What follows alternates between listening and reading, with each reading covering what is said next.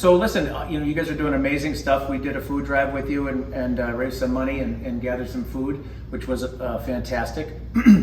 Tell us a little bit about the growth over the years, because it was a small organization that has grown substantially, and it's allowing you to do different things in the community than you were able to do before. Tell me a little bit about the growth. Yeah, no, that's a great question, Curt. We're so grateful to Century Commercial Real Estate for all of your support and partnership with us in Hartford, and everything you've done has made such a big difference, and you bet. We really, really appreciate it. It's funny.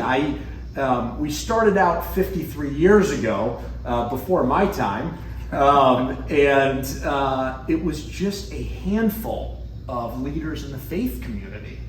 Basically a couple leaders of some churches in Hartford got together and they said, we're seeing folks struggling in our church pews, on the street, in our community. We're seeing folks that don't have a place to live. Maybe they're under a bridge or in a tent. We're seeing kids that look like they're hungry showing up at schools, and we know that there are government programs that are supposed to address these things, but it doesn't seem like the need is being met. What can we do to fill in the gaps where government is not meeting the need? And they got together in a church basement basically, and they formed what was at the time called Center City Churches. And from there, more faith groups came on, then they started bringing in other stakeholders, and before you know it, 53 years later, it's grown into a roughly $4 million a year